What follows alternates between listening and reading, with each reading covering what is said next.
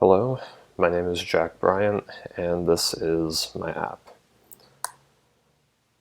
The primary idea for this was to create an app that could essentially be used to measure the area of a room, an outdoor area, in square feet. And I had intended that this would be used to aid in things like construction or simply to keep track of the size of rooms as you're building common structures such as a house, or if you're trying to work in an outdoor area and you need to know how much space you have access to. The app would do this by showing the user a list of common shapes for rooms, for example, a circle, rectangle, triangle, basic shapes that are often combined to make more complex shapes, such as the ones that we've seen in most buildings, and prompting the user to enter the dimensions of those shapes. And based on that, it would calculate the area of whatever shapes the user entered the dimensions for. The app would be able to store this data in the user's device so that they could keep track of it. They would have the ability of naming the location, adding an image, and from the table view they would be able to see the area as well. An additional feature that was to be implemented was the ability to measure an area by using your location.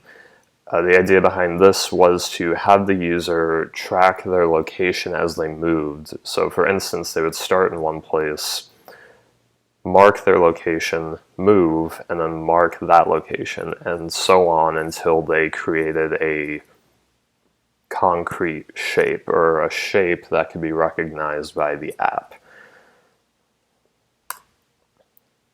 And here is just the relationships among the different view controllers and classes.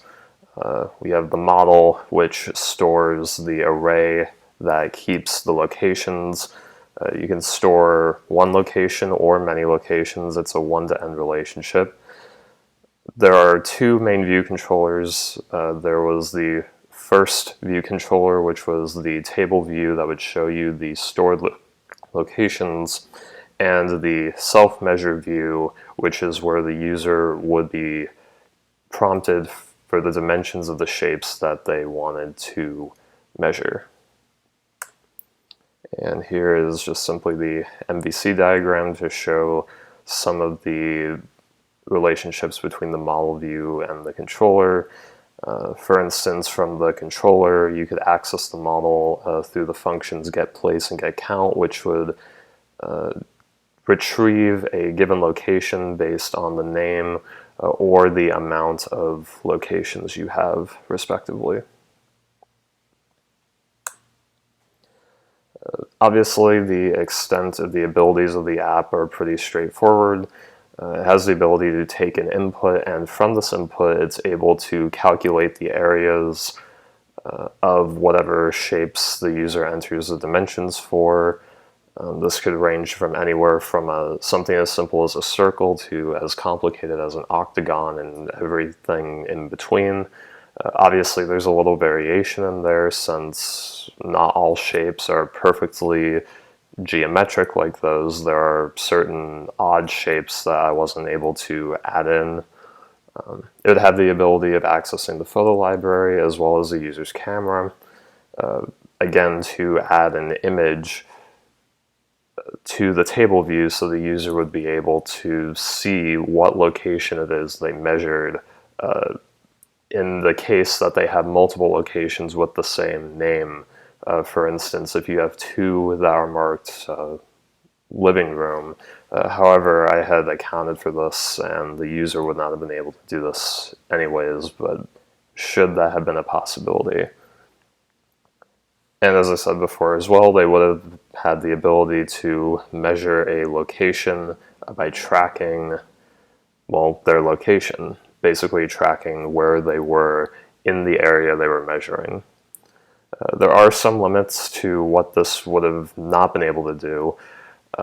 For instance, it would not have been able to measure an area based on the camera. There are apps where you can actually use your camera and set, I guess, waypoints that can be, and then the distance between those waypoints can be measured.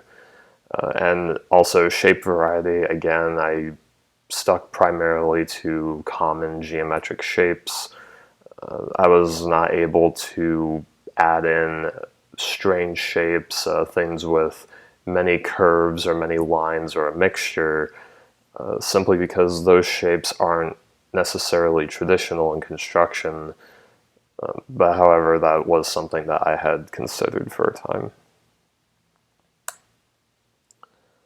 And in doing all this, I learned quite a bit from this process, actually. One was time management, trying to create this along with everything else. I thought I was going to be able to do it, but obviously I was unable. I found that along the way there were a lot of knowledge gaps that I had due to my lack of familiarity with mobile app development. I had less knowledge of the more intricate parts of it, and as a result, by having less knowledge, it took me more time to create what I created, because I not only had to create it, but I had to first learn how to implement it and how it worked at a basic level before trying to implement it into a bigger picture. And one thing that I noticed as well, which was the big lesson I learned, is that the initial design phase is very crucial, because if you do it correctly, it can help you to find various pitfalls that you may encounter along the way. For instance, had I taken more time to design and make sure my design was good, perhaps I could have changed the structure of the app to work more fluidly, particularly with trying to implement multiple different libraries such as core data, as well as the access to the camera and the photo library. And speaking of some suggestions that I think would help others in the future are having less implementation requirements. In terms of the concepts we learn, I found that trying to implement core data, access to the photo library, web APIs, and